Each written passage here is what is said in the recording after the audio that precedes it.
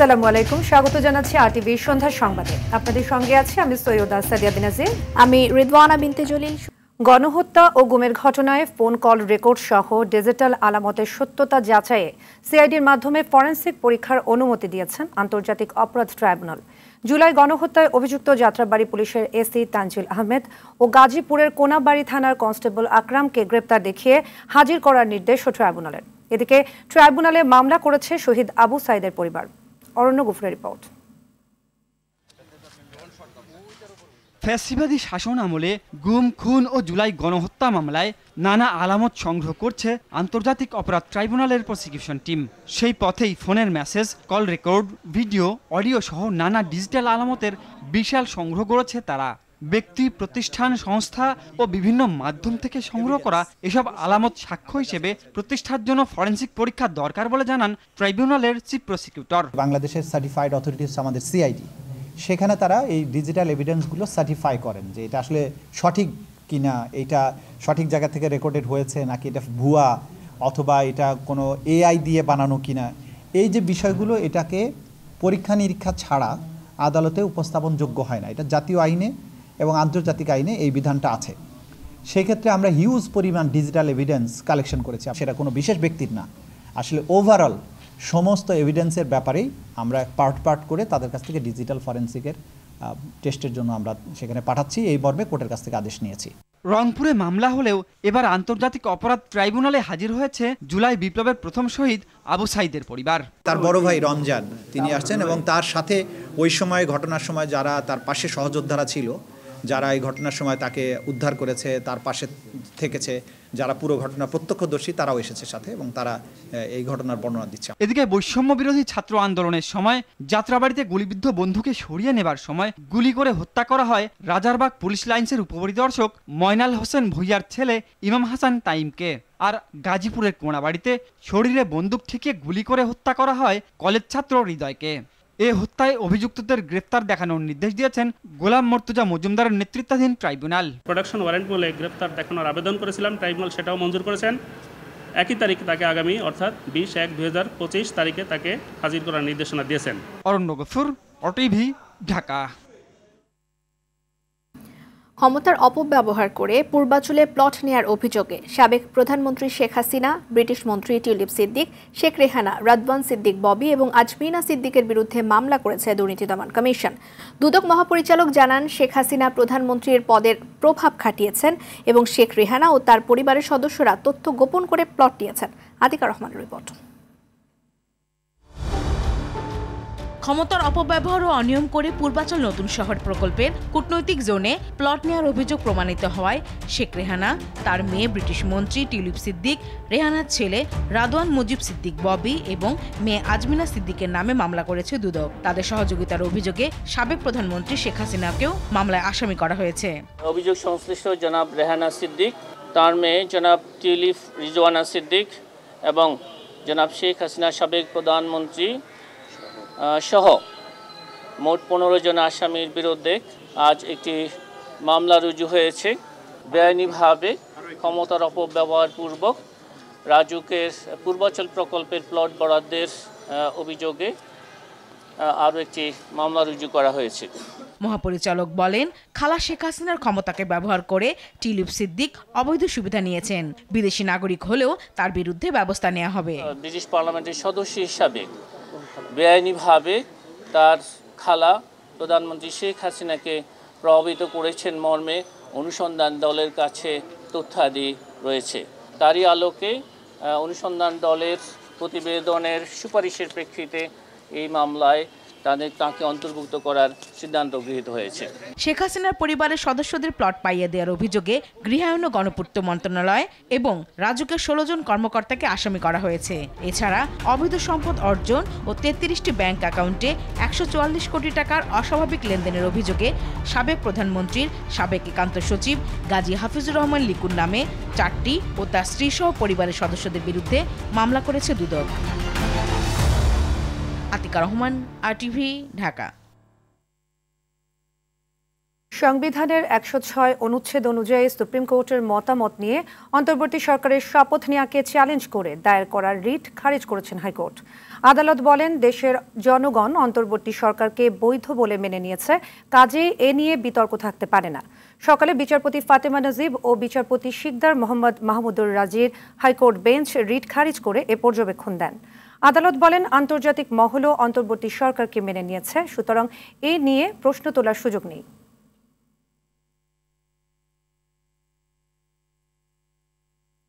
মালয়েশিয়ায় কর্মরত বাংলাদেশি শ্রমিকদের প্রয়োজনে দেশে ফেরা সহজ করার জন্য একাধিক প্রবেশাধিকার ভিসা ইস্যু করার আহ্বান জানিয়েছেন প্রধান উপদেষ্টা ডক্টর মোহাম্মদ ইউনূস।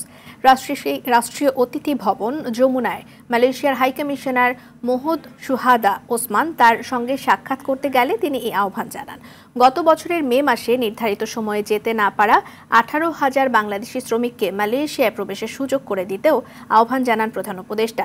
হাইকমিশনার জানান, এ বিষয়ে মালয়েশিয়া এবং বাংলাদেশের কর্মকর্তাদের যৌথ কারিগরি কমিটি গত 31 ডিসেম্বর কুয়ালালামপুরে একটি সভা করে, আর এ সংক্রান্ত আরেকটি সভা মঙ্গলবার অনুষ্ঠিত হবে।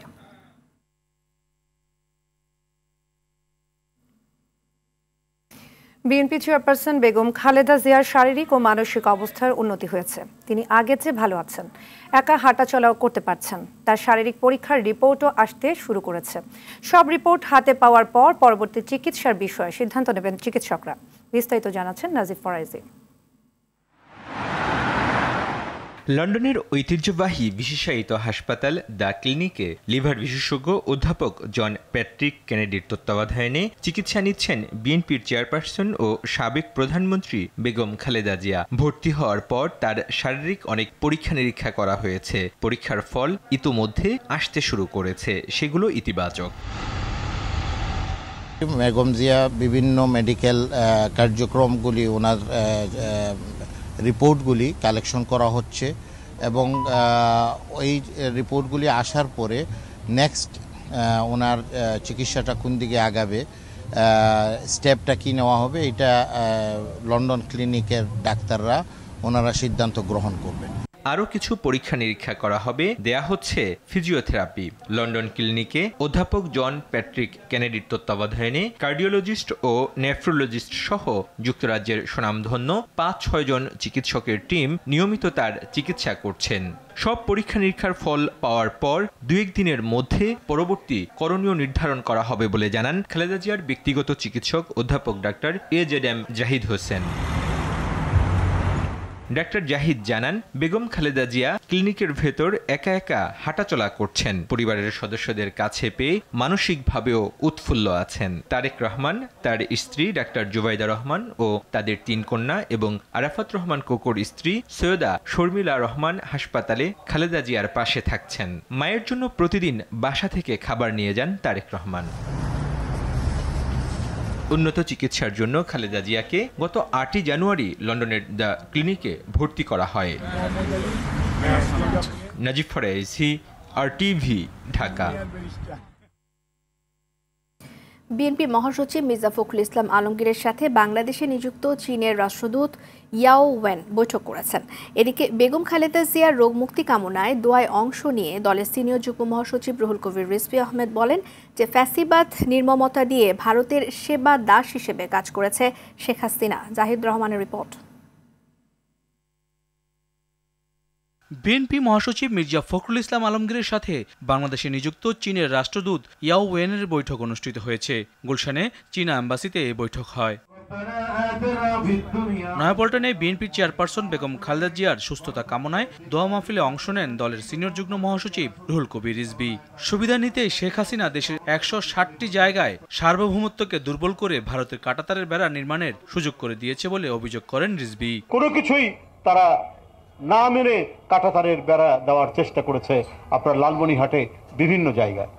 তো এর জন্য জনগণ যে দাঁড়াতে পারে তাদের দেশের বিজিবির সাথে, বিজিবির প্রতিরোধের সাথে, এই দৃষ্টান্ত শেখ হাসিনার আমলে শেখ হাসিনা করতে দেয়নি। তার ফ্যাসিজম দিয়ে, তার নির্মমতা দিয়ে, তার নির্দয়তা দিয়ে তিনি ভারতের সেবাদাস হয়ে কাজ করেছেন।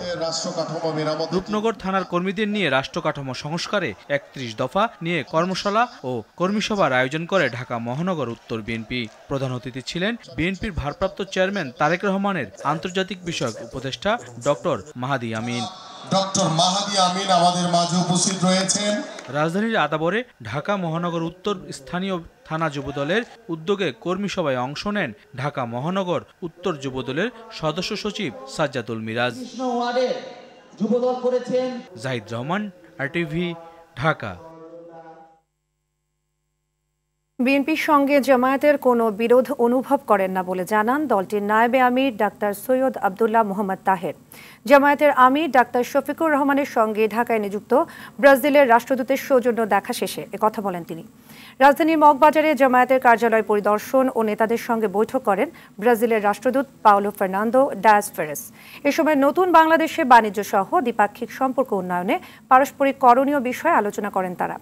বাংলাদেশের রাজনৈতিক পরিস্থিতি ও নির্বাচন নিয়েও কথা হয়েছে বলে জানান জামায়াতের নায়েবে আমির।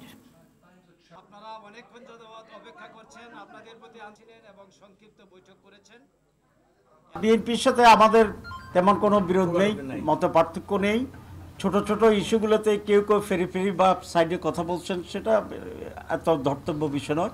বিএনপির নজরুল ইসলাম খান সাহেব, মাননীয় সেক্রেটারি জেনারেল ওদের ফোর্সেন সাহেব ভেরি ক্লিয়ারলি বলেছেন যে জামাতের সাথে আমাদের কোনো বিরোধ নেই, আর জামাত এটা ফিল করে না যে বিএনপির সাথে আমাদের কোনো গ্যাপ আছে।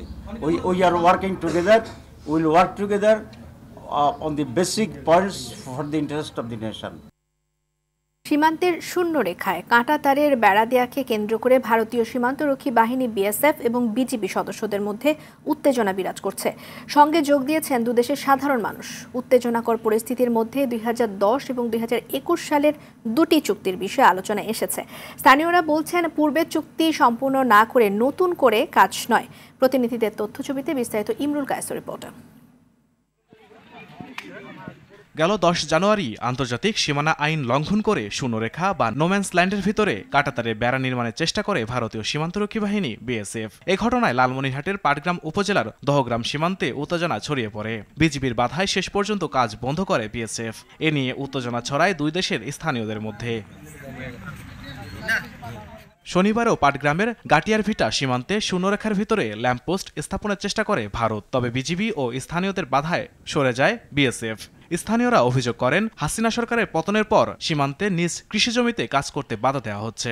এটা তো পুরোপুরি অন্যায়, আন্তর্জাতিক এরকম কোনো নিয়ম নাই। আমাদের বেড়া দিবে হচ্ছে, ওরা কিন্তু ওই যে বেড়া BSF খাড়াইয়া আছে আর পাবলিকও লাগিয়ে দিচ্ছে। দিনমজুর এবং কৃষক ভাইদের তারা কোনো কাজ করতে দিচ্ছে না। বেড়া কাটা যে হিসাব দিচ্ছে এই যে আমাদের বোর্ডার গদি হাঁটা মুশকিলে আছে। আন্তর্জাতিক আইন অনুযায়ী সীমান্তের শূন্যরেখা থেকে 150 গজের মধ্যে কোনো দেশ বেড়া কিংবা স্থাপনা নির্মাণ করতে পারবে না। কিন্তু BSF বলছে 2010 সালের চুক্তি অনুযায়ী আঙ্গুরপোতা দহগ্রাম এলাকার শূন্যরেখা বরাবর কাঁটাতার দিতে পারবে। এই চুক্তির আলোকেই বেড়া দেওয়ার কথা বিজিবিকে জানিয়েছে BSF। তবে দুই দেশের উচ্চ পর্যায়ের সিদ্ধান্তে সীমান্তরক্ষী বাহিনীর সদস্যদের সরিয়ে নেওয়া হয়েছে। কঠোর অবস্থানে রয়েছে বিজিবি। BSF এখানে যে তার কাটার বেড়াটা দিচ্ছে, এটা 2010 সালের একটা চুক্তির প্রেক্ষিতে তারা এখানে এই শূন্য লাইন বরাবর তার কাটার বেড়া দেওয়ার যে সুযোগটা পেয়েছে। দুই পক্ষ সম্মত হয়েছে যে এখানকার উত্তেজনা কমে আসে, সেই ক্ষেত্রে উভয় পক্ষ তার এই মুখোমুখি অবস্থান থেকে স্বাভাবিক অবস্থায় তাদের ট্রুপস নিয়ে আসবে। বিজিবি বলছে 2021 সালে 3 বিঘা করিডোর দিয়ে আঙ্গুরপোতা দহগ্রাম এলাকার অপটিক্যাল ফাইবার কেবল স্থাপন না হলে ভারতও কাঁটাতার দিতে পারবে না। ইমরুল কায়েস, RTV। এদিকে সিলেটের জকিগঞ্জের সুরমা কুশিয়ারা নদীর 16 কিলোমিটার ডাইকের সংস্কার কাজ বন্ধ করে দিয়েছে ভারতীয় সীমান্তরক্ষী বাহিনী BSF। এ ডাইকের উপর দিয়ে স্থানীয় 15টি গ্রামের প্রধান রাস্তা অবস্থিত। নদী তীরবর্তী রিজার্ভ করা জায়গার ভেতরেই ডাইক মেরামতের কাজ চলছিল। তবু BSF এর বাধা দেয়া নিয়ে স্থানীয়দের মধ্যে ক্ষোভ বিরাজ করছে। অন্যদিকে বিজিবি বলছে এ ব্যাপারে তারা BSF এর সঙ্গে একাধিকবার পতাকা বৈঠক করেছে এবং বিষয়টি ঊর্ধ্বতন কর্তৃপক্ষকে অবহিত করা হয়েছে। শিগগির এই সমস্যার একটি শান্তিপূর্ণ সমাধান হবে বলছে বিজিবি। BSF প্রতিদিন আসিয়া আমরা বাধা দেয়, ক্ষতিগ্রস্ত করে, পাবলিকের লগে বাদ ব্যবহার করে, কামর উপরে অভিযোগ দেয় বারবার। পুরাতন দায়ীকে নতুন রিপেয়ারিং কাজ চলছে। এখন ভারতের লোক সিপাহীরা কেন বাধা দেয় আমরা ঢাকার উপরে? দেশ দুর্বল, দেশের প্রশাসন দুর্বল, কেউ কথা কইতে পারে না। বিডিআরে অলরেডি কথা কইতো, তারাও কথা কোয়া জানে না। সীমান্ত ইস্যুতে দিল্লিতে বাংলাদেশের উপ হাইকমিশনারকে তলব করেছে ভারত। সোমবার ভারতের পররাষ্ট্র মন্ত্রণালয় বরাতে এই বিষয়ে প্রতিবেদন প্রকাশ করে সংবাদ মাধ্যম এনডিটিভি। প্রতিবেদনে বলা হয়, দিল্লি এবং ঢাকার মধ্যে ক্রমবর্ধমান উত্তেজনা নিয়ে আলোচনা করতে ভারতের পররাষ্ট্র মন্ত্রণালয় দিল্লিতে নিযুক্ত বাংলাদেশের উপ হাইকমিশনার নুরুল ইসলামকে তলব করেছেন। এর আগে রোববার বাংলাদেশ ভারত সীমান্ত পরিস্থিতি নিয়ে ভারতীয় হাইকমিশনার প্রণয় ভার্মাকে তলব করে উদ্বেগ জানায় ঢাকা। এর পরদিনই বাংলাদেশের উপ হাইকমিশনারকে তলব করল দিল্লি।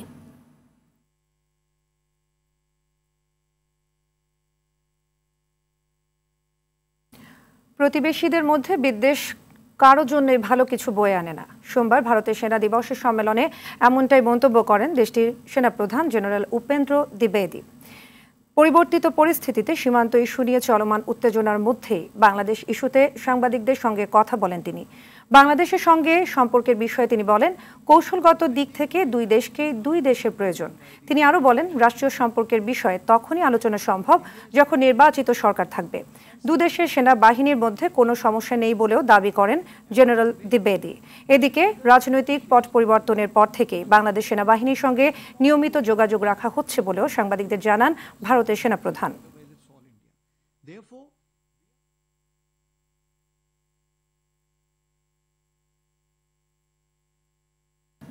জগন্নাথ বিশ্ববিদ্যালয়ের দ্বিতীয় ক্যাম্পাসের নির্মাণ কাজ সেনাবাহিনীর কাছে হস্তান্তর, বাণী ভবন এবং হাবিবুর রহমান হলের দ্রুত কাজ শেষ করা সহ হলের সংস্কার কাজ না হওয়া পর্যন্ত অনশন কর্মসূচি করার পর এবার সচিবালয়ের সামনে অবস্থান নিয়েছে আন্দোলনরত শিক্ষার্থীরা। বিকেল 5টার দিকে সচিবালয়ের সামনে সড়ক অবরোধ করেন তারা। আন্দোলনকারীরা বলছেন, সরকারের উচ্চ পর্যায় থেকে কোনো আশ্বাস না পেলে তারা সরবেন না। বিকেল 4টায় বিশ্ববিদ্যালয়ের প্রধান ফটক থেকে পদযাত্রা শুরু করে সচিবালয়ে আসেন অনশনে অসুস্থ শিক্ষার্থীরা রিকশায় এবং সাধারণ শিক্ষার্থীরা হেঁটে সচিবালয়ে আসেন। অনশনে 20 শিক্ষার্থী অসুস্থ হয়ে হাসপাতালে ভর্তি হয়েছেন।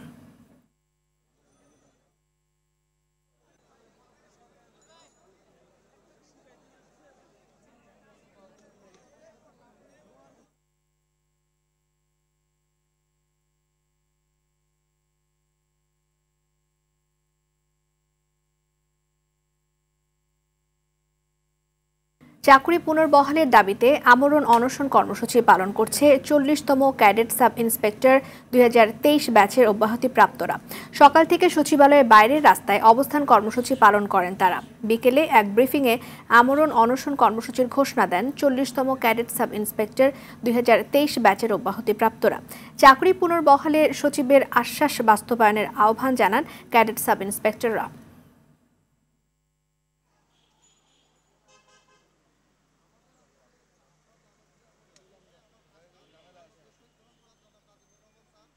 যথাযথ কর্তৃপক্ষের কোনো সুনির্দিষ্ট আশ্বাস না পাওয়ায় আমরা আমাদের পরবর্তী কর্মসূচি হিসেবে চাকরিতে পুনর্বহাল না করা পর্যন্ত এখন থেকে আমরণ কর্মসূচি পালন করার সিদ্ধান্ত নিয়েছি। এটা আমাদেরকে পুনর্বহাল না করা পর্যন্ত আমরা আমাদের এই কর্মসূচি অব্যাহত রাখব। বন্ধুত্বপূর্ণ সম্পর্কের মধ্য দিয়ে বাণিজ্য সম্পর্ক এগিয়ে নিতে চান পাকিস্তান ও বাংলাদেশের ব্যবসায়ীরা।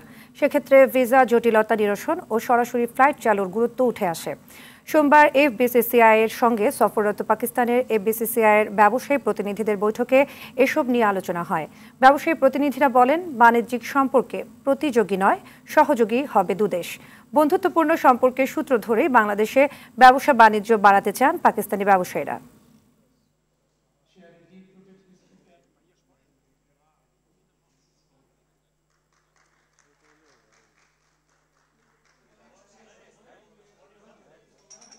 Moreover, the visa conditions have been relaxed by both countries. I would like to say that it is time for the business community to come forward to promote trade ties. There is political will on two sides, and our governments are fully supporting initiatives of business community. At this August Business Forum on bilateral economic and trade relation between Pakistan and Bangladesh. In fact, the very purpose of our visit to do business and trade with Bangladesh. HMPV প্রতিরোধ ভয়াবহতার দিক দিয়ে মোটেও করোনার মতো নয়। বিশ্ব স্বাস্থ্য সংস্থা এই ভাইরাস নিয়ে কোনো সতর্কবার্তা দেয়নি, তাই আতঙ্ক না ছড়ানোর আহ্বান জানান প্রধান উপদেষ্টার বিশেষ সহকারী অধ্যাপক ডাক্তার সাইদুর রহমান। সচিবালয়ে তিনি বলেন, এই ভাইরাসে মহামারী হওয়ার কোনো লক্ষণ নেই, স্বাভাবিক সতর্ক থাকলেই প্রতিরোধ করা সম্ভব। ডাক্তার সাইদুর রহমান বলেন, কোনো ভুল তথ্য ছড়ানো যাবে না।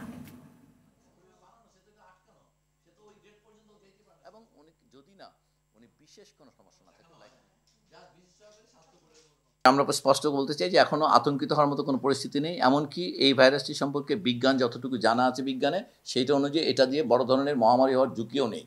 কিন্তু আমরা বলবো সবাই যারা একেবারে বাচ্চা, অনেক বেশি বয়স, compromise immunity, anti cancer drug পাচ্ছেন, অথবা comorbidity like COPD, kidney disease আছে, এই ধরনের রোগীরা ছাড়া বাকিদের জন্য এটা একেবারেই সাধারণ ফ্লু। রিভিশন যদি দরকার হয় রেসপিরেটরি ইনফেকশন হিসেবে ফ্লু এর জন্য প্রোটোকল আপগ্রেড করা যদি দরকার পড়ে, আমরা একটা এক্সপার্ট টিম করে দেবো আজকে অথবা আগামীকাল। এক্সপার্ট কমিটি এটা রিভাইজ করে আমাদের রিকমেন্ডেশন দিয়ে দিবে। আমরা মনে করি না যে মেজর চেঞ্জ হবে বলে এখানে প্রোটোকলে। জানুয়ারির মধ্যে ঢাকা বিশ্ববিদ্যালয়ের কেন্দ্রীয় ছাত্র সংসদ ডাকসু নির্বাচনের রোডম্যাপ এবং ফেব্রুয়ারির মধ্যে নির্বাচন দাবি করেছে ঢাকা বিশ্ববিদ্যালয় ইসলামী ছাত্র শিবির। মধুর ক্যান্টিনে ডাকসু গঠনতন্ত্র প্রস্তাবনা এবং অনুবাদ নিয়ে সংবাদ সম্মেলনে এ দাবি জানান তারা। ডাকসুকে আওয়ামী ফ্যাসিবাদ মুক্ত করার ফলে আগামী ডাকসু হবে স্বাধিকার আন্দোলন, মহান মুক্তিযুদ্ধ এবং 24-এর গণ অভ্যুত্থান সহ ছাত্র আন্দোলনের। এর ধারাবাহিকতায় সংবাদ সম্মেলনে সব শিক্ষার্থীর স্বার্থ রক্ষা এবং অধিকার আদায়ে ডাকসুর গঠনতন্ত্রের 9টি বিষয়ে সংস্কার প্রস্তাব দেওয়া হয়।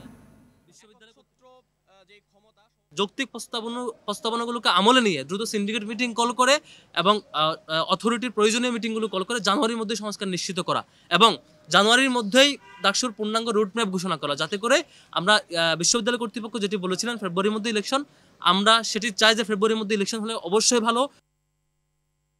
বিনা নোটিশে কোনো পরামর্শ ছাড়া ভ্যাট বাড়ানোর প্রতিবাদ জানিয়েছেন এবি পার্টির সাধারণ সম্পাদক ব্যারিস্টার আসাদুজ্জামান ফুয়াদ। তিনি বলেন, ভ্যাট প্রথা বাতিল করে প্রত্যক্ষ করের দিকে যেতে হবে সরকারকে। ভ্যাট বৃদ্ধি ও শুল্ক ব্যবস্থাপনা নিয়ে সংবাদ সম্মেলনে তিনি এসব কথা বলেন। ফুয়াদ আরও বলেন, গরিবের টাকায় দেশ চলছে, বাজেটের 50% আসে ভ্যাট থেকে। এই বৈষম্য দূর করে আয়ের ওপর কর নির্ধারণ করতে হবে। এ সময় দলের চেয়ারম্যান মুজিবুর রহমান মঞ্জু নিপীড়নমূলক ট্যাক্স প্রত্যাহার করে ও দুর্নীতি লুটপাট বন্ধ করে দেশকে বাঁচাতে আহ্বান জানান।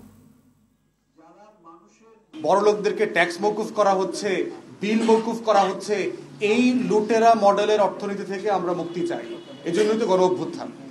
এই ইনসাফের জায়গাটা তৈরি করবার জন্য হচ্ছে সকল পরোক্ষ কর থেকে রাষ্ট্রকে প্রত্যক্ষ করে যেতে হবে। উপার্জন ভিত্তিক কর, যিনি বেশি আয় করবেন তিনি রাষ্ট্রকে বেশি দেবেন, যিনি কম আয় করবেন তিনি মোটেই দেবেন না। 6 দিনেও নিয়ন্ত্রণে আসেনি যুক্তরাষ্ট্রের লস অ্যাঞ্জেলেসের দাবানল। ভয়াবহ এ দুর্যোগে এখন পর্যন্ত অন্তত 24 জন নিহত হয়েছেন, নিখোঁজ রয়েছেন অন্তত 16 জন। ধ্বংস হয়েছে 12,000 অবকাঠামো। দাবানল ছড়িয়ে পড়ার পেছনে বড় কারণ সান্তা আনা নামের এক ঝোড়ো বাতাস, যা নতুন করে বাড়তে পারে। আরও জানাচ্ছেন ইমতিয়াজ আহমেদ। ভয়াবহ দাবানলে পড়ছে যুক্তরাষ্ট্রের লস অ্যাঞ্জেলেসের একের পর এক এলাকা। দ্রুত দাবানল ছড়িয়ে পড়ার পেছনে বড় কারণ হিসেবে সান্তা আনা নামে এক ঝড়ো বাতাসের কথা বলা হচ্ছে। কয়েকদিন আগে বাতাসের গতি কিছুটা কমে আসায় আগুন নিয়ন্ত্রণে আসার আলো দেখা যায়। তবে আবহাওয়ার সবশেষ পূর্বাভাসে বলা হয়, বাতাসের গতি আবারও বাড়ার আশঙ্কা রয়েছে। এতে দাবানল নতুন করে ছড়িয়ে পড়তে পারে বলেও সতর্ক করা হচ্ছে। সোমবার রাত থেকে মঙ্গলবার পর্যন্ত ঘন্টায় 30 থেকে 70 মাইল বেগে বাতাস বয়ে যেতে পারে। ন্যাশনাল ওয়েদার সার্ভিস জানায়, বুধবার পর্যন্ত আবহাওয়া খারাপ থাকবে। বৃহস্পতিবার থেকে পরিস্থিতির উন্নতি হতে পারে। বর্তমানে লস অ্যাঞ্জেলেসে 4টি দাবানল সক্রিয় রয়েছে। এর মধ্যে প্যালিসেডসের দাবানল আরও 1000 একর এলাকায় ছড়িয়ে পড়েছে। দাবানলে পড়েছে 22,000 একর এলাকা। ফায়ার সার্ভিস বলছে, এ পর্যন্ত প্যালিসেডস দাবানলের মাত্র 11% নিয়ন্ত্রণে আনা গেছে। প্যালিসেডস ও লস অ্যাঞ্জেলেসের পূর্বাঞ্চলের এটন দাবানলকে সবচেয়ে ভয়াবহ বলা হচ্ছে। এই দুই দাবানলে 145 বর্গ কিলোমিটার এলাকা পুড়ে ছাই হয়ে গেছে। দাবানলে এ পর্যন্ত অন্তত 24 জনের মৃত্যুর খবর পাওয়া গেছে। নিখোঁজ রয়েছে অন্তত 16 জন। নিহতের সংখ্যা আরও বাড়ার আশঙ্কা করা হচ্ছে। 6 দিনের বিপর্যয়ে লস অ্যাঞ্জেলেসের 12,000 অবকাঠামো ধ্বংস হয়ে গেছে। ঝুঁকির মুখে রয়েছে আরও 57,000 অবকাঠামো। প্রাণ বাঁচাতে এলাকা ছেড়ে যেতে বলা হয়েছে 1,53,000 মানুষকে। ইমতিয়াজ আহমেদ, RTV। সন্ধ্যার সংবাদ এ পর্যন্তই। রাতের সংবাদ 11:15টায় দেখার আমন্ত্রণ রইল। ধন্যবাদ সবাইকে। ধন্যবাদ।